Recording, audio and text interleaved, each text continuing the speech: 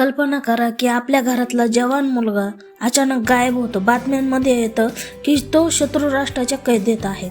गावातली प्रत्येक नजर तुमच्याकडे वळते. आईच्या डोळ्यात अश्रू, बापाच्या चेहऱ्यावर असहाय्यता आणि आजी आजोबांच्या छातीत एकच प्रश्न, आपला मुलगा परत येईल का? ही आहे एका हिंदू राष्ट्राच्या म्हणजे भारत देशातील जवानाची व्यथा.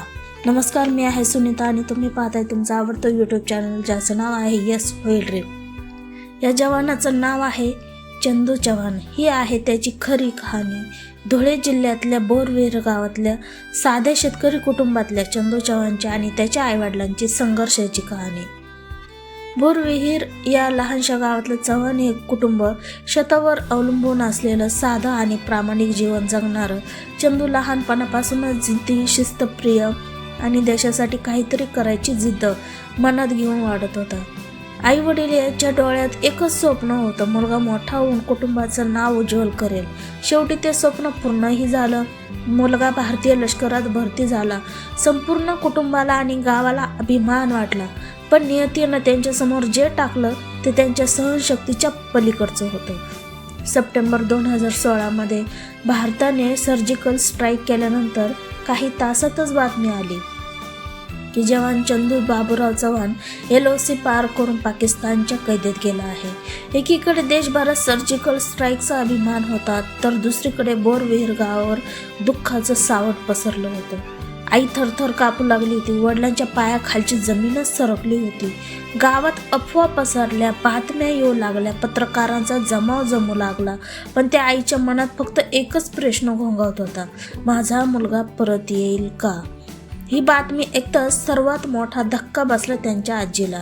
त्या मुलाला त्यांनी स्वतःच्या हातानं वाढवलं होतं, लहानपणी अंगावर घेतलं होतं. अचानक हा आघात सहन न होता त्यांनी प्राण सोडले.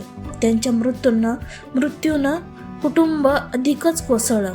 आई रात्रंदिवस देवळात प्रार्थना करत बसायची, देवा माझा मुलगा सुरक्षित परत आण.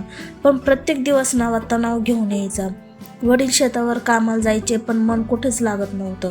प्रत्येक फोनची रिंग, प्रत्येक बातमीचं हेडलाईन, प्रत्येक अफवा त्यांच्या छातीमध्ये भीतीच्या कुऱ्हाडीप्रमाणे घुसायच्या.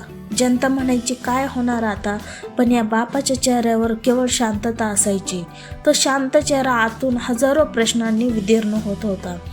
गावकऱ्यांनी त्यांना आधार देण्याचा प्रयत्न केला.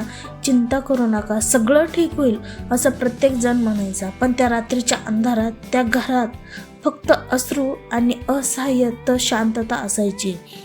प्रत्येक प्रार्थना, प्रत्येक दिवा, प्रत्येक श्वास फक्त एकच मागत होता, चंदू सुरक्षित परत यावा.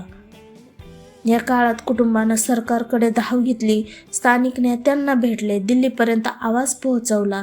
महाराष्ट्रात आणि देशभरातही हा मुद्दा चर्चेत आला. पण आईवडिलांचा संघर्ष केवळ बाहेरील नव्हता, तो आतला होता. भीतीशी, असहाय्यतेशी आणि लोकांच्या नजरेतल्या प्रश्नांशी लढण्याचा.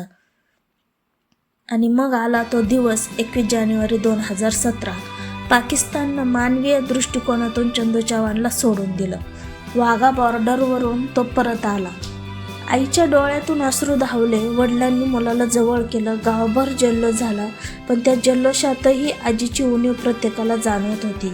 ती आनंदाची क्षणभरातली वेदना होती, कारण मुलगा परत आला खरा, पण कोणीतरी कायमचं हरवलं होतं.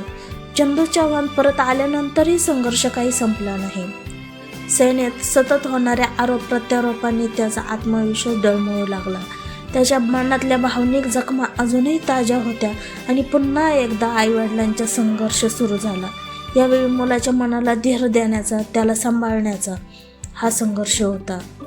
हा संघर्ष केवळ एका जवानाचा नाही, तर त्या जवानामागे उभ्या असलेल्या कुटुंबाचा देखील होता. रणांगणावर गोळ्या झेलणं हे एक युद्ध असतं, पण घरामध्ये असहाय्यतेचा, भीतीचा आणि दुःखाचा सामना करणं हे दुसरं युद्ध असतं. चंदू चव्हाणच्या आईवडिलांनी हे दुसरं युद्ध जिंकलं आणि त्यांनी हार मानली नाही. प्रार्थना केली, आवाज उठवला आणि शेवटी मुलगा परत आला. खरं म्हणजे खरा संघर्ष हा केवळ सीमा ओलांडून लढणाऱ्या सैनिकाचा नसतो. तो संघर्ष प्रत्येक सैनिकाच्या आईच्या डोळ्यात असतो, वडिलांच्या छातीत असतो आणि त्या कुटुंबाच्या प्रार्थनेत असतो. चंदू चव्हाणची गोष्ट आपल्याला शिकवते की आशा कधीच सोडायची नसते. कितीही मोठं संकट आलं तरी आईवडिलांचा आशीर्वाद आणि प्रार्थना माणसाला परत उभं करू शकतात.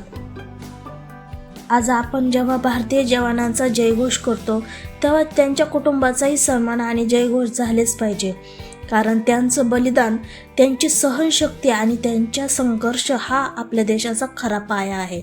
तुम्हाला आजची प्रेरणादायक, खरी आणि अतिशय भावनिक कथा कशी वाटली ते नक्की कमेंट करून सांगा. आणि चंदू चव्हाण यांना त्यांच्या भावी आयुष्यात खूप काही गोष्टी, उदंड आयुष्य लाभो यासाठी सर्वांनी चॅनलला लाईक, शेअर आणि सबस्क्राईब करा.